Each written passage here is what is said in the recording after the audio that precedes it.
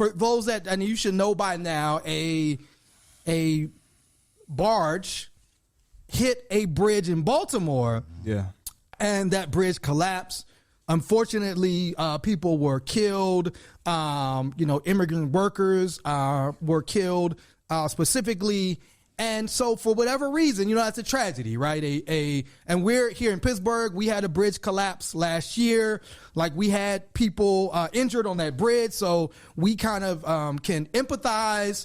And for whatever reason, as soon as white people saw the face of the Baltimore mayor, a city that's predominantly black, a young black mayor, that was triggering to all the racist white people. And all of a sudden, he's now the DEI mayor. Mm-hmm.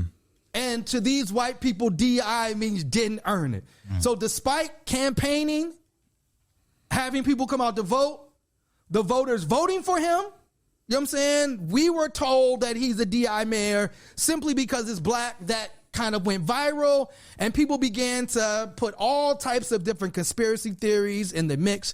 He actually responded on Joy Reid's show on MSNBC to these commentary and critiques that he is a, quote, DEI mayor. You choose to do so to respond to the tomfoolery and attacks on you for having the nerve to be black and also a mayor. Well, I think, listen, I know, and we all know, and you know very well, that black men and young black men in particular have been the boogeyman for those who are racist and think that only straight, wealthy white men should have a say in anything. We've been the boogeyman from them since the first day they brought us to this country. And what they mean by DEI, in my opinion, is duly elected incumbent. We know what they want to say, but they don't have the courage to say the N-word. And the fact that I don't believe in their untruthful and wrong ideology, and I am very proud of my heritage and who I am and where I come from, scares them, because me being at my position means that their way of thinking, their way of life of being comfortable and suffering, and while everyone else suffers, is going to be at risk, and they should be afraid, because that's my purpose in life. Wow. Will allow wow. So powerful words from the mayor of Baltimore. What's the brother's name? The mayor of Baltimore? Brandon? Yeah, Brandon Scott, right? Brandon Scott. Yeah. So then DEI, basically, of course, black people on Twitter or X or whatever we want to call it, we're going to have our fun, and, because we know what you really want to say. You want to say this is but again, like, why? Hard R, right? So then you use DEI. So then people started to exchange DEI for some popular rap songs, which was pretty funny. DEI to the day I die. DEI to the day I die. So I ride for my DEIs. Absolutely. So Miracle, my DEIs. Coming to you. I mean, spin the block for my DEIs.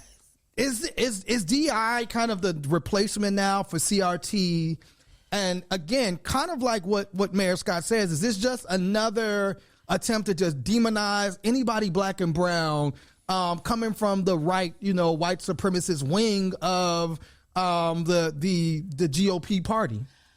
We have to give the racists credit, because we told them 3 years ago they had no originality, and so now every 6 months they have to come up with a new phrase to reference black people, whether it's woke, CRT, DEI. It'll be something new in another few months, right? But yes, this is their way of trying to galvanize and motivate their white base into this white lash that Van Jones talks about, right, so that they feel like they're aggrieved and have the right to go out and do harm.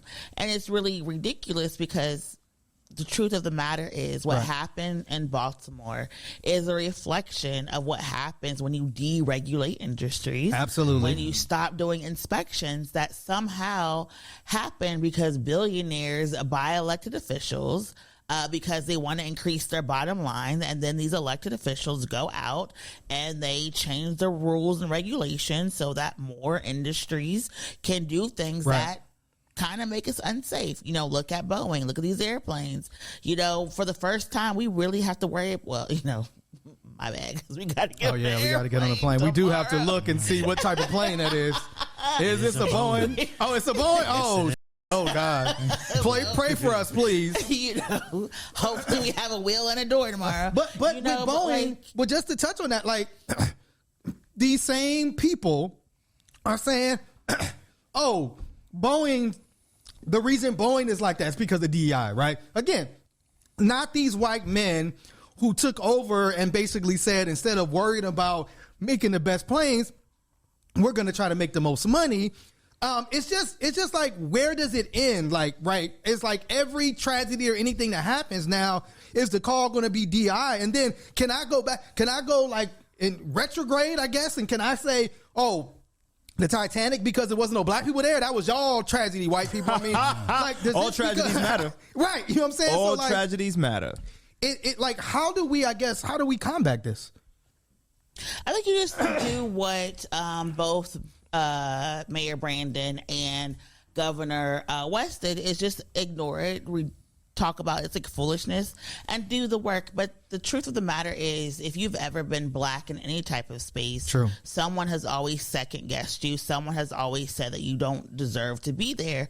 And someone has always found a way to make you feel like you're uncomfortable and out of place because you're in a position of power that they have deemed only for white people. And what I find very interesting is when affirmative action was struck down by the Supreme Court, everyone said, well, now we'll know whether or not if people earn their place. But how in the world is someone who ran for office, who got the majority of the vote, being reduced to DEI? I think it shows that people are really grasping at straws because they do not want to see non-white people in positions of power. And now you've got like Beyonce taking over country music, and you have a lot of black artists doing more rock and roll. True. And so you're having this, cultural awakening really throughout the country. And so we're back into this like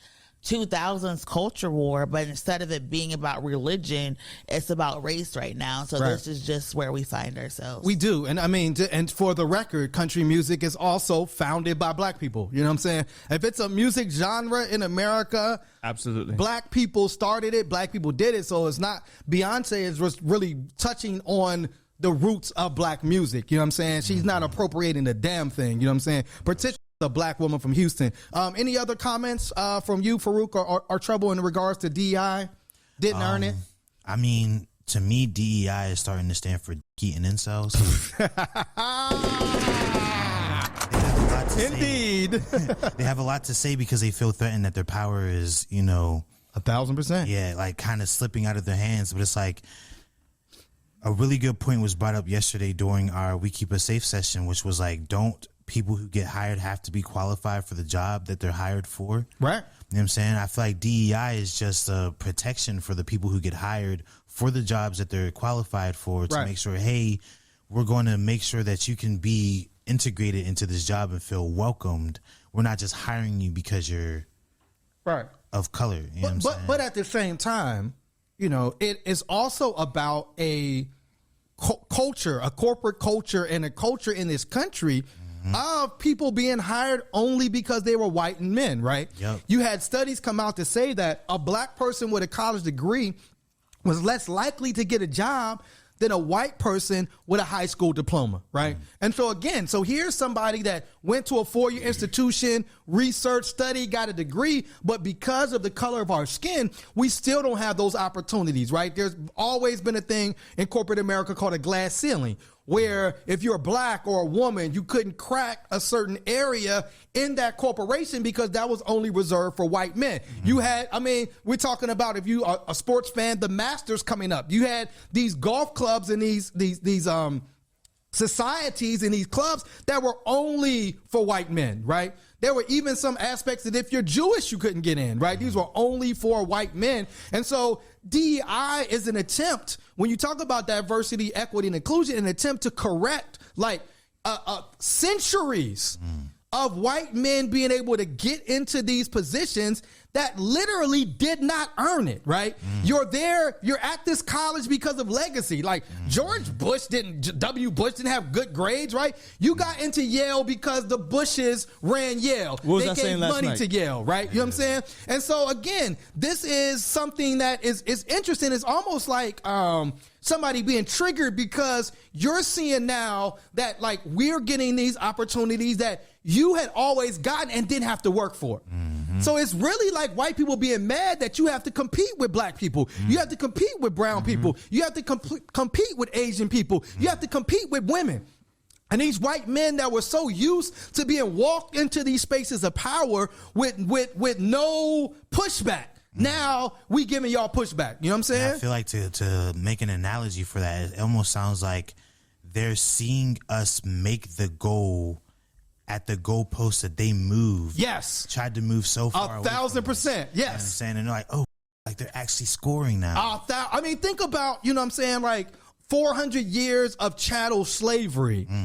And like, we shouldn't be where we are now, but we are, and we're looking at about like how do we build power? How do we build economic power? How do we build political power? So when you look at Baltimore, you look at Maryland, you're seeing an example of black people that built political power to put black people in these positions of power, and then now leading to economic power for black people in that area, and that's something that white people don't want to see. How do we know?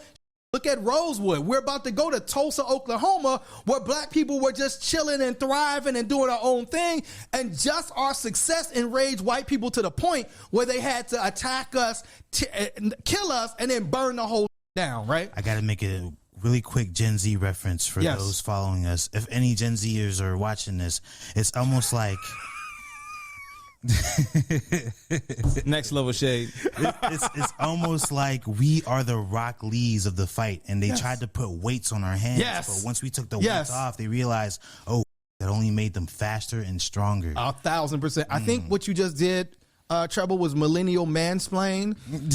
But you know, we're going to let you slide on that one. Farouk, you have anything you want to add? I mean, that's tough to follow what you two just said, but I mean, the angle I would take with this is that a lot of this language and rhetoric is just repackaged from the 90s. 1,000%. That was present around the presence of affirmative action when black people started becoming in the positions. And that was actually the crux of the entire movie, American History X.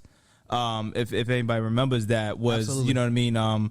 The dad from Boy Meets World was like, well, there's a firefighter that's black or whatever. And he, you know, he's like, no, I have to trust somebody who didn't earn it, who, you know what I mean, who got in off of affirmative action, who was an affirmative action hire. Right. And you find this, you find this today, and it exists. And I think that it's less so about black people having positions. It's more so black people challenging to step outside their designated station as deemed by white supremacy. Wow. Like, Come on, brother. if we're not, if we're athletes or if we're entertainers, fine. You know, shut up and dribble, but like, fine. You know what I mean? But you know, you're still running a ball. Right. You're still performing something that we believe is a menial or labor task. Yes. But the moment these black people dare to challenge the system and the establishment and step outside it, or jump into the realm of politics and be excellent, jump into corporate America and be excellent, jump into law or academia and any of these forums and champion themselves and be excellent, and then command change and then influence something, influence an uprising or revolution that's counter to what the status quo is, then all of a sudden